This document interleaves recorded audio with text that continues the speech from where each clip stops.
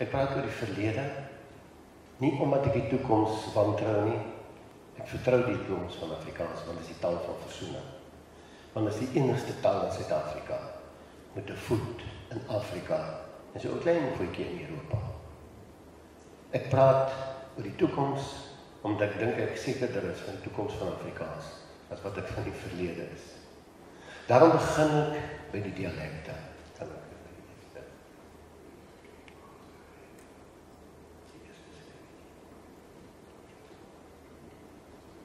Ja.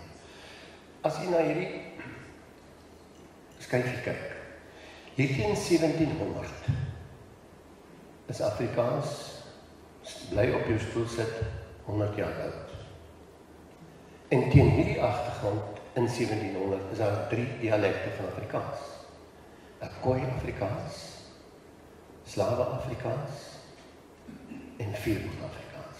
Hierdie Afrikaanse bestaan vandag nog. Jy kan vandag nog geografies gaan kyk, waar Khoi-Afrikaans, ons noem dit deesdae Oranje rivier Afrikaans, waar Slawe-Afrikaans, ons noem dit deesdae Kaaps, en dan Vierwoord-Afrikaans, wat ek maar Transvaals noem, omdat Christopher West dit so genoem het. Op grond van ons studie en navorsing oor dialekte vandag, kan ons teruggaan. En kan ons teruggaan en kyk waar kom Afrikaans inderdaad vandaan. Kan ek dan volgende?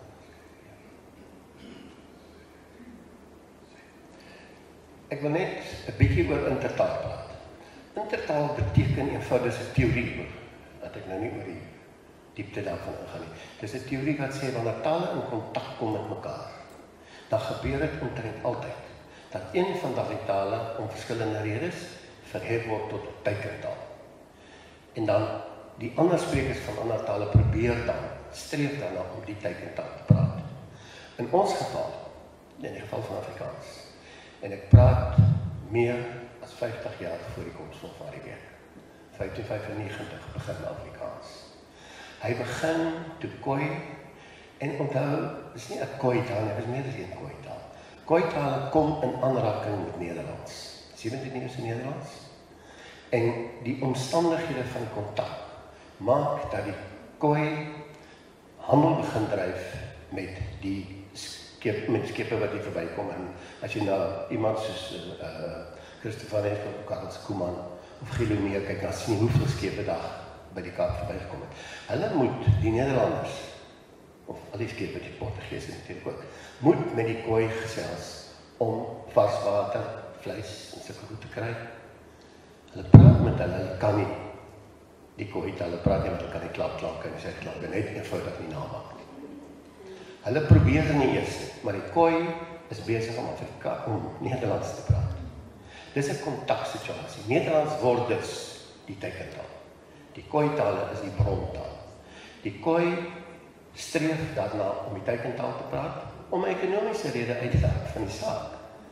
Goed, daai dialek noem ons dan daar's verskillende fases tussen die teikentaal en die brontaal. Ons noem dit tussentale of intertale as jy dan wil. Dit is wat Van Rensburg bedoel wanneer hy praat van 'n aanleiersvariëteit. Die eerste dialek van Afrikaans is die Khoi-poging om Nederlands te praat. En ons noem dit Khoi-Afrikaans. Vandag is Oranje rivier Afrikaans. 'n rukkie later word die slawe toegelaat. Presies dieselfde gebeur en Ahmad Davids is baie duidelik en sit dit baie mooi uiteen, dat die slawe, veral die Oosterse slawe, want die Oosterse slawe was nie die meerderheid nie, maar hulle was die intellektueles.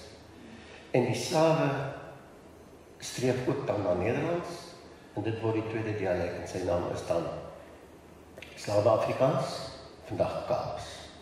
En die derde is die koloniste, en dis waar die verwarring kom.